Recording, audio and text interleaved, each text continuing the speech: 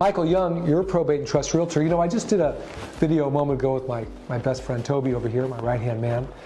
And we talked about, volatility and how we have to be really the calm in the storm. But, I was thinking about what's another thing to talk about. And I think Toby had a great idea. He said, Michael, why don't you talk about urgency?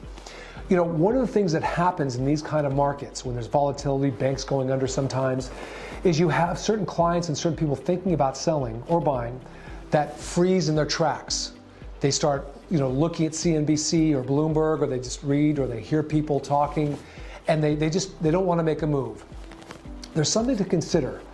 If you're thinking of selling your house right now, I think it's very clear that you either sell it right now, because it may lose value in the coming 6 months or a year, because interest rates, if they keep rising, it might soften the market a little bit. But if you're going to sell it, you also, if you're going to be buying, you might get a good deal that way.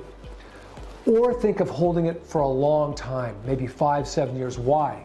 Because if the real estate market bottoms out in the next year or two, it might take, in a normal market, about 3% appreciation per year to get back to, say, 2021 levels. Well, that would assume if it bottoms out in a year or two, it might take another 3, 5, 6 years before it gets back up to the 2021 level. Now, I'm not saying that's going to happen. I don't have a crystal ball. I left it in the car. But let's say that did happen. That means realistically, if you're going to sell, you really got to think about doing it now or as soon as possible. Don't wait 3 to 6 months, because rates will probably be higher. We have no idea what volatility is like, so you're better off selling now. Or think for the long term.